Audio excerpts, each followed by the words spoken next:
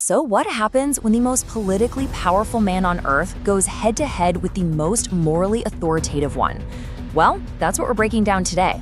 It's a story about a strategic showdown, about politics, faith, and the incredible power of words that are never even spoken. And it really all boils down to this one simple observation. How can a global leader so clearly challenge a sitting US president without ever once saying his name? Right? How does that even work? Okay, let's get into it. To really understand this whole showdown, you've got to first understand one of the key players here, Pope Leo XIV. And he's a guy who, at first, seemed like the absolute last person to pick a fight. Yeah, when he first got the job, this Chicago-born pontiff was seen as, well, a pretty safe choice, especially coming after his much more outspoken predecessor, Pope Francis. The consensus was that he was reserved, careful, definitely not someone looking to rock the boat on the world stage. But then, something shifted. A recent 11-day trip to Africa seems to have completely transformed him. The quiet, careful Pope suddenly found his voice.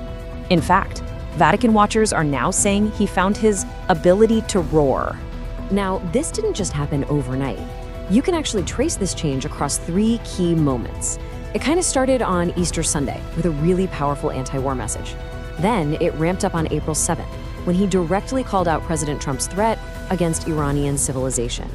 But the real turning point, the moment everything changed, happened in Cameroon. And that brings us to the speech, the one that lit a match under the whole global political scene. So picture this, the Pope is in Bamenda, Cameroon. He's giving a speech about peace, about unity, and then he just drops this bombshell of a line that the world is being ravaged by a handful of tyrants. See, this is all about context. The Pope didn't have to say Donald Trump's name. With everything that was going on with Iran, with the president's recent rhetoric, the timing and the phrasing made his target absolutely crystal clear. Everybody listening around the world heard one name, and one name only. So, what was he actually condemning? Well, he wasn't being vague. He talked about leaders who destroy in an instant what takes a lifetime to build.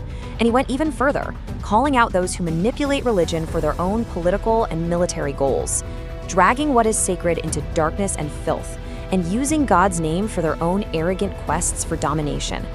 And here's the key that unlocks the whole thing. This wasn't just some philosophical musing.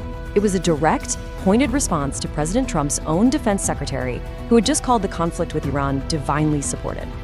The Pope was essentially sending a message straight to the White House. No, God is not on your side in this.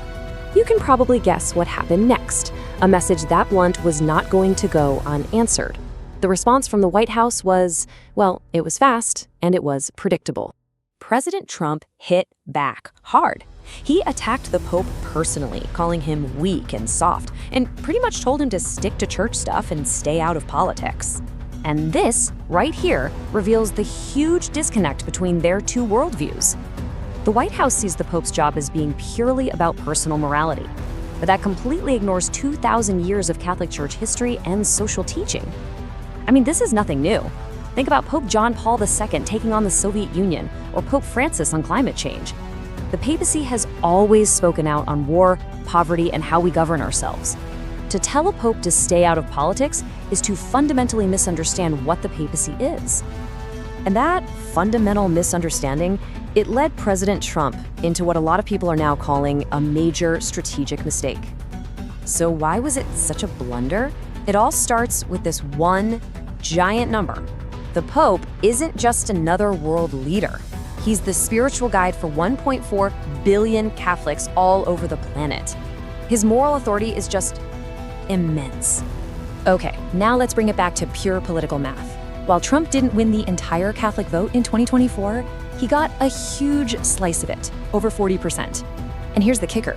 Those voters are heavily concentrated in the exact swing states that decide elections, like Pennsylvania, Wisconsin, and Michigan. This group is often called the ultimate swing vote because they're not a monolith. They're pulled between the church's conservative social views and its more progressive ideas on poverty, making them unpredictable and absolutely critical to winning. So here's the bottom line.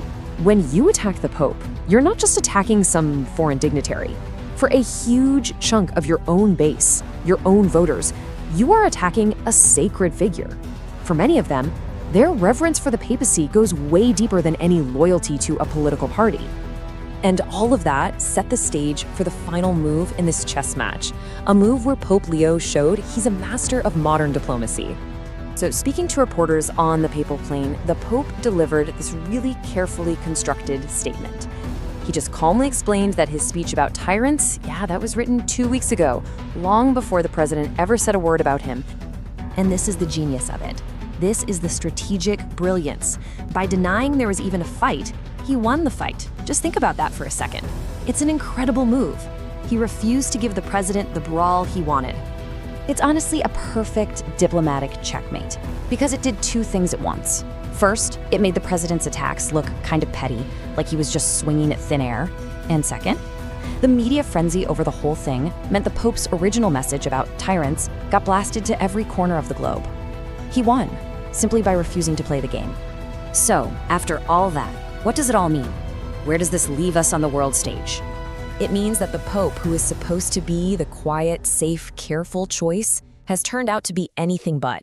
Through this one showdown, he's established himself as a powerful, formidable moral voice on the world stage, one who is not afraid to speak truth to power, and, by just about every measure, one who is winning. Which really leaves us with one last big question to think about. In a world that feels so chaotic, where traditional politics often seems to be failing us, are we watching a moment where moral authority is starting to take the lead?